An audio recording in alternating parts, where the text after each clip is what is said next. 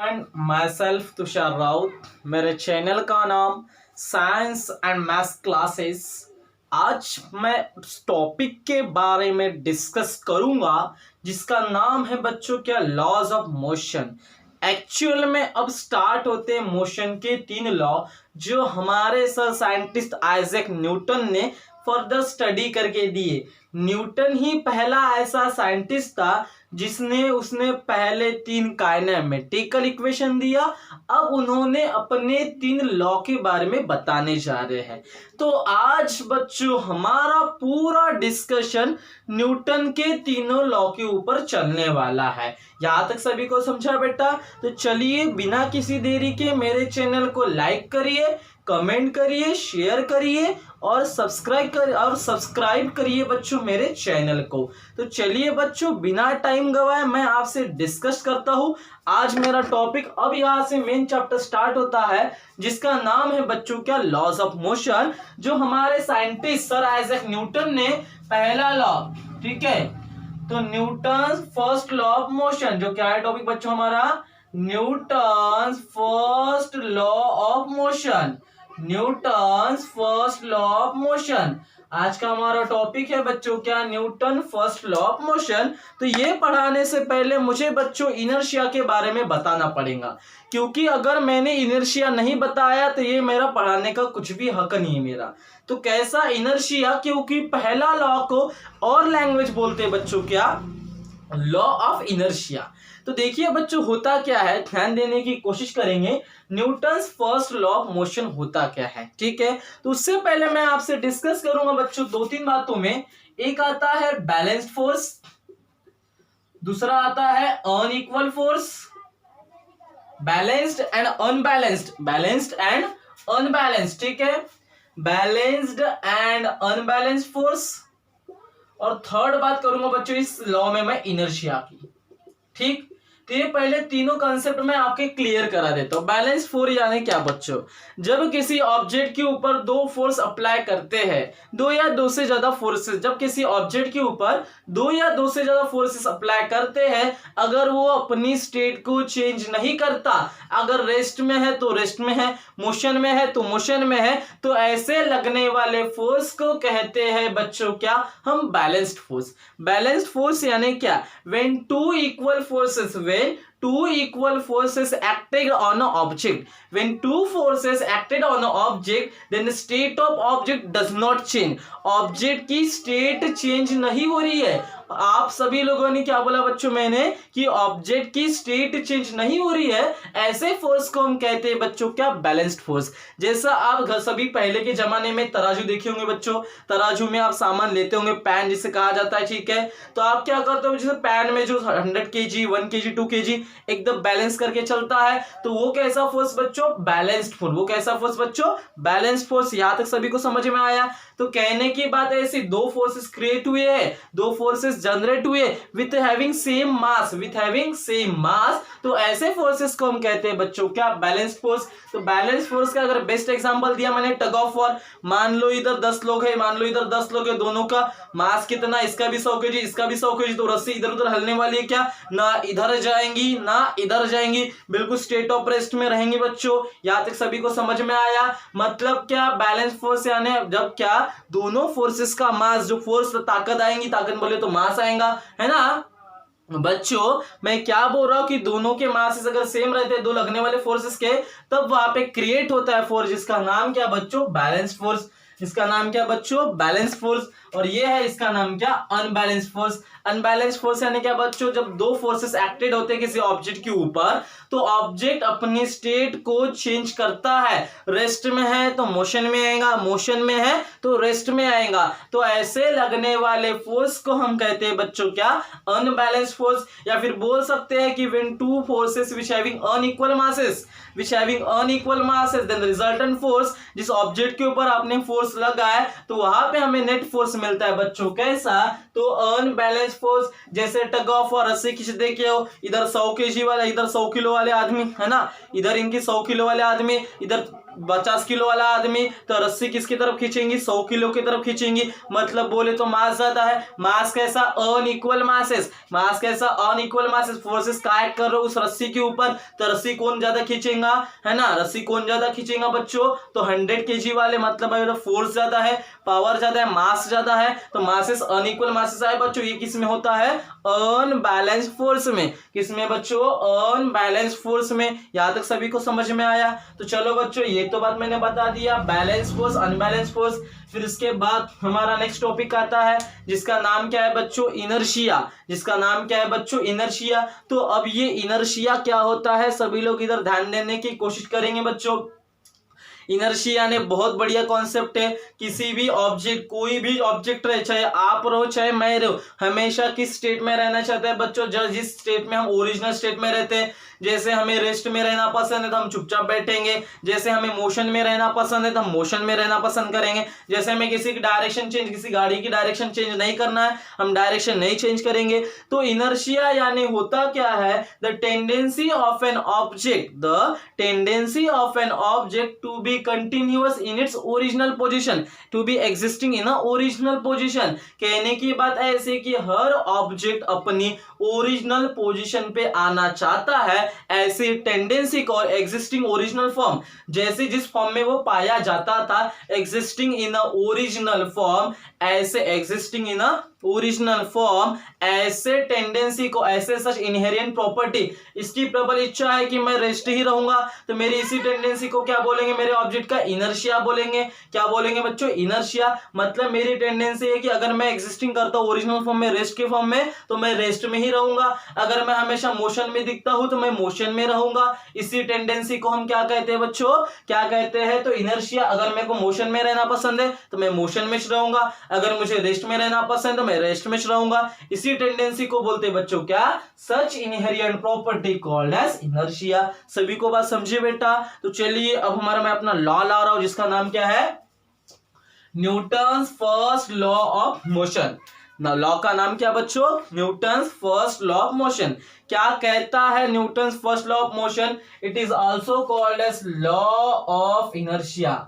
इसे और क्या कहते हैं बच्चों, लॉ ऑफ इनर्शिया। देखो क्या होता है, इसकी स्टेटमेंट पे आता है, इसकी स्टेटमेंट क्या कहती है, ध्यान देने की कोशिश करेंगे बच्चों। स्टेटमेंट क्या कहती है कि एवरी ऑब्जेक्ट, हर ऑब्जेक्ट कंटिन्यूअस एट रेस्ट, हर ऑब्जेक्ट किसमें रहना चाहता है बच्चों, at state of, at rest, है ना, at rest, perform the uniform circular motion. कहने की बात ऐसी बच्चों की एवरी बॉडी या every object to be continuous in its rest, to be continuous is at rest, is at rest, या फिर कोई भी ऑब्जेक्ट जिसको मोशन में रहना पसंद है वो मोशन में रहेगा। ठीक है, मैं ऐसा बोल नहीं सकता कि हमेशा रेस्ट में रहेगा। तो क्या बोलता है बच्चों की every body to, every object to be continuous state of rest in performing straight line uniform motion. अगर वो, कहने के बाद आपको पता है बच्चों कि कोई भी ऑब्जेक्ट किसमें रहना चाहता है, to be continuous is a state of rest, मतलब हमेशा किसमें रहना चाहता है, रेस्ट में रहना चाहता है। और वो कौन सा परफॉर्म कर रहा है बच्चों, मोशन, तो यूनिफॉर्म मोशन परफॉर्म कर रहा है।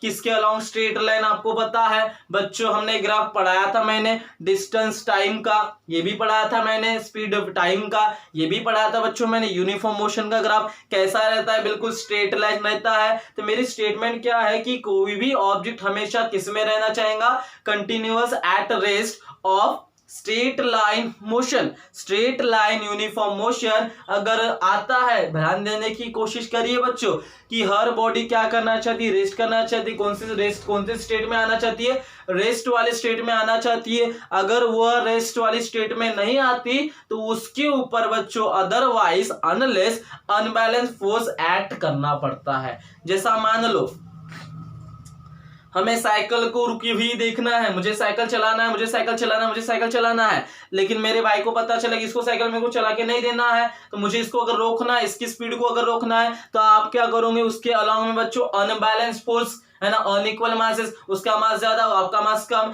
तो आप क्या करोगे बच्चों, अनबैलेंस फोर्स उस ऑब्जेक्ट के ऊपर एक्ट करोगे, तभी वो अपनी स्टेट को चेंज करेगा। अगर रेस्ट में है तो मोशन में लाएगा, मोशन में है तो रेस्ट में लाएगा। यहां तक बात सभी को समझी बेटा।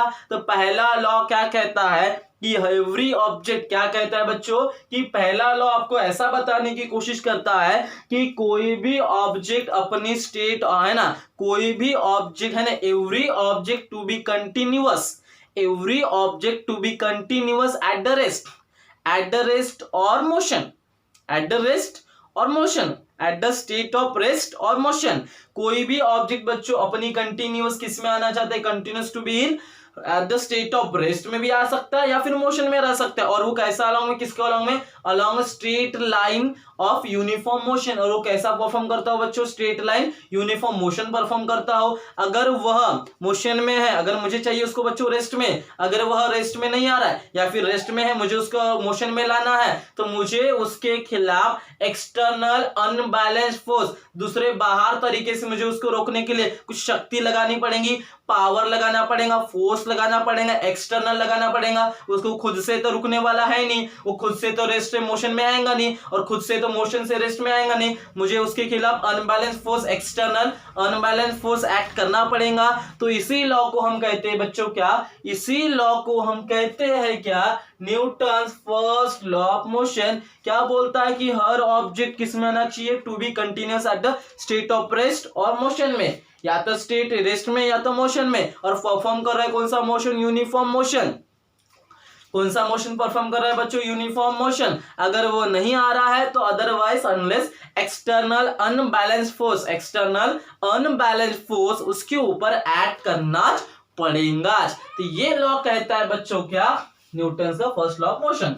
तो बोलते हैं इसकी स्टेटमेंट क्या बोलता है, स्टेटमेंट में every object to be continuous, to be continuous, every object to be continuous is a state of rest और motion। स्टेट ऑफ रेस्ट भी बोल सकते हैं, मोशन तो नहीं है, ठीक है। स्टेट ऑफ रेस्ट और motion along straight line performing uniform motion, performing uniform motion. Perform कौन सा मोशन कर रहा है बच्चों, uniform motion. Unless external unbalanced force, external unbalanced force act on it,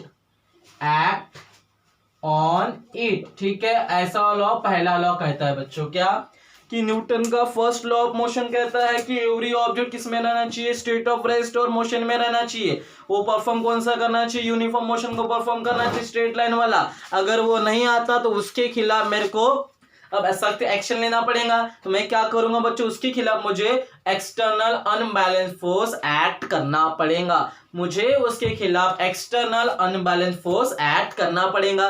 तो ऐसा आपको पहला लॉ था बच्चों जिसका नाम क्या था, Newton's first law of motion, ठीक है। इसके बाद देखिए बच्चों क्या, second law, Newton second law of motion. इसके बाद क्या बच्चों, Newton second law of motion. इसके बाद आपका टॉपिक क्या आता है, Newton second law of motion. तो चलिए बच्चों ध्यान देने की कोशिश करेंगे। मेरा टॉपिक क्या है, Newton second law of motion क्या कहता है बच्चों, मैं उसी के बारे में आपसे डिस्कस करूंगा। तो चलिए देखते हैं क्या Newton second law of motion क्या कहता है, ठीक है। तो Newton second law of motion की मैं पढ़ाने से पहले, ठीक है, तो मैं क्या देके चले जाता हूँ बच्चों, आपको स्टेटमेंट देके चले जाता हूँ। क्या होता है Newton second law of motion की स्टेटमेंट, ठीक है। इसमें क्या बातें आती है, मोमेंटम के बारे में ये बात करता है। मोमेंटम क्या होता है उसके लिए मैं बहुत अच्छे से एग्जाम्पल दूंगा। तो पहले बच्चों इसकी क्या लिख लेते हैं, स्टेटमेंट, चलो ठीक है। इसकी स्टेटमेंट में ये क्या बोलता है बच्चों मैं बता दूंगा, ठीक है। तो स्टेटमेंट तो हम पढ़ते रहेंगे लेकिन मैं एग्जांपल देता हूं, ठीक है। सभी लोग इधर ध्यान देने की कोशिश करेंगे बच्चों। देखो कुछ एग्जांपल के अकॉर्डिंग चलेंगे। मान लो आपके हाथ में एक प्लास्टिक का बॉल, एक रबर का बॉल है, ठीक है। ये मेरे हाथ में प्लास्टिक का बॉल है, ये मेरे हाथ में रबर का बॉल है। मैंने ऊपर फेंका, तो बताओ बच्चों जल्दी कौन सा बॉल आएगा। से लाउड एंड क्लियर यस और नो, बोलिए बच्चों। मैंने क्या किया, मेरे हाथ में एक प्लास्टिक का बॉल है, मेरे हाथ में एक टेनिस का बॉल है। मैंने दोनों को ऊपर फेंका, तो मेरे हाथ में कौन सा बॉल जल्दी आएगा, बोलिए बच्चों कौन सा बॉल जल्दी आएगा। आपको पता है सर भारी वाला बॉल बहुत जल्दी से आएगा, हल्का वाला बॉल बहुत कम आएगा। यहाँ तक सभी को समझ में आया। ये एक एक्टिविटी करिए बच्चों। और अनदर एक्टिविटी क्या मैंने बोला है कि मेरे पास एक बॉल है, जल्दी से मैंने क्या किया बच्चों, मेरे पास एक बॉल है, आप मेरे सामने मेरे फ्रेंड हो, मैंने बस हल्के से एक प्लास्टिक का बॉल फेंका या प्लास्टिक का रबर का हल्के से बॉल फेंका, तो उसको कैच इजी वे से ले लिया और उसको हल्का लगा बच्चों। मतलब कहने की बात है ऐसी। अब मैंने थोड़ा धीरे फेंका तो उसको टाइम लगा बच्चों। जैसे मैं यहाँ से बॉल फेंक रहा हूँ तो उसके कैच लेने में थोड़ा समय लगेगा। अब एकदम से मेरे को थोड़ा गुस्सा आ गया, मैंने एकदम से जम के बॉल को फेंक दिया तो उसके रपक से उसके हाथ में आ जाएगा, एकदम से वो कैच लेंगे, उसको थोड़ा लगेगा बच्चों। तो कहने की बात है ऐसी। यहाँ पे देखो ऑब्जेक्ट का टकराना होता है। या फिर मुझे बताओ बच्चों, आप सभी लोग क्रिकेट खेलते हो, आपको क्रिकेट के बारे में बहुत अच्छा नॉलेज है बच्चों कि क्या जितना अगर क्या बोला बच्चों, जितना अगर तुम पेस बॉलिंग करोगे उतना बॉल ज्यादा दूर भागता है। मान लो एक आपके हाथ में है बैट और दूसरा आपका फ्रेंड क्या कर रहा है बच्चों, बॉल फेंक रहा है। आपको ये पता है, क्योंकि ध्यान देने की कोशिश करेंगे बच्चों, वो तो आगे का नेक्स्ट टॉपिक है, ठीक है, जो ऑब्जेक्ट का टकराना होता है, ठीक है बच्चों। तो ध्यान देने की कोशिश करेंगे, मैंने क्या बोला, बात समझने की कोशिश करिए बच्चों। ये मेरा टॉपिक क्या है मैं आपको बताने की क्या कोशिश कर रहा हूं। जैसे मैंने पहले स्लो फेंका तो थोड़ा टाइम कम लगा, फिर एकदम से जम के फेंका तो एकदम से रपक से कैच लिया बच्चों, मतलब वहां पे टकराया, है ना। या फिर ऐसा भी हम बोल सकते हैं, ठीक है। तो मेरा ये मैं क्यों बता रहा हूं, उसके पीछे रीजन ऐसा है बच्चों कि जब कोई ऑब्जेक्ट एक में को टकराते हैं, मेरी बात ऐसी है बच्चों कि जब कोई ऑब्जेक्ट एक में को टकराते हैं तो उसके ऊपर दो फैक्टर मैटर करते हैं। याद रखिए बच्चों कि जब ये दो ऑब्जेक्ट एक में को स्ट्राइक करते हैं, बच्चों मैं क्या बोल रहा हूं कि जब दो ऑब्जेक्ट एक में के ऊपर क्या करते हैं, स्ट्राइक करते हैं, जब टकराते हैं, जो टकराते कितने इंटेंसिटी का फोर्स वहां पे जनरेट होता है ना, कितने दूर भागता है, क्या साउंड का प्रोडक्शन होता है। तो मैं उसी के बारे में बच्चों आज मैं आपसे डिस्कस कर रहा हूं।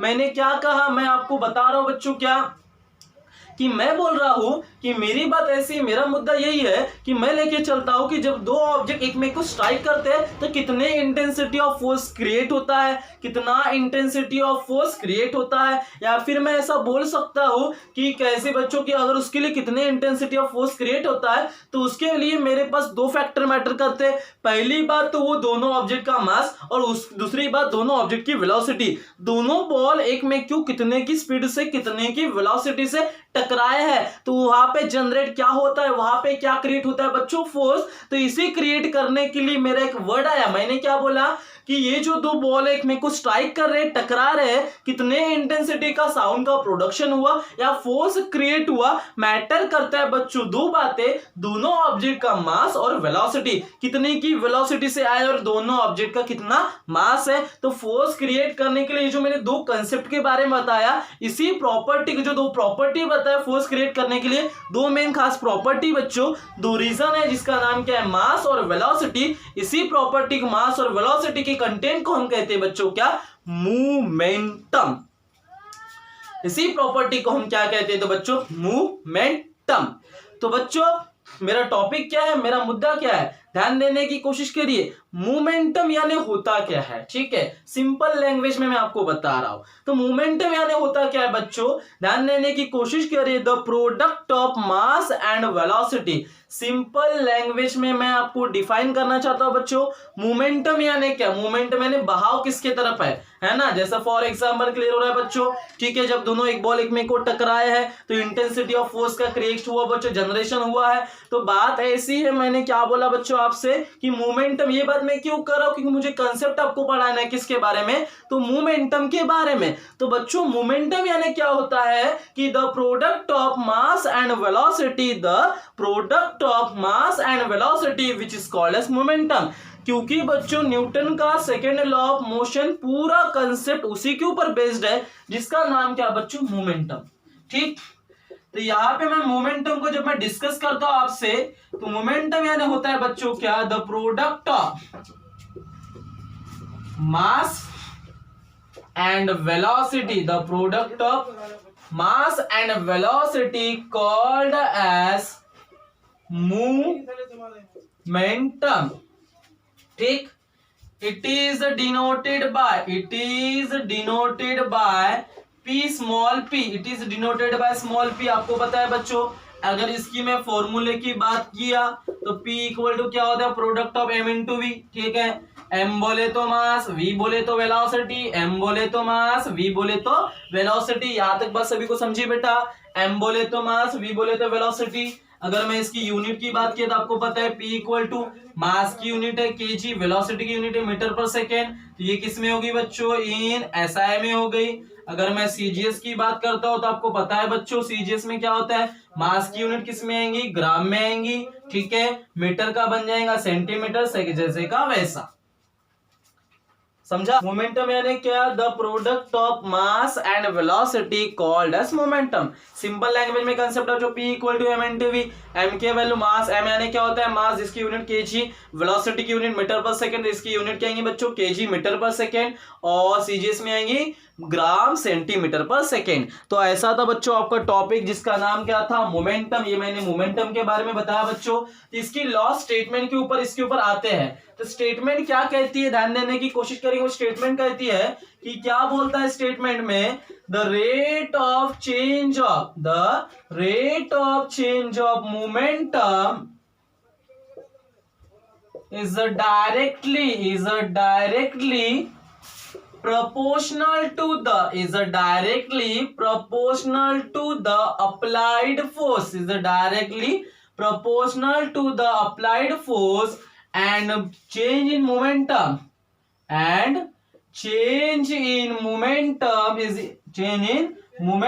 in the direction of applied force, direction of applied force. समझ में आ रहा है बच्चों, क्या बोलता है कि स्टेटमेंट क्या कहती है न्यूटन के सेकंड लॉ ऑफ मोशन की, क्या बोलता है कि the rate of change of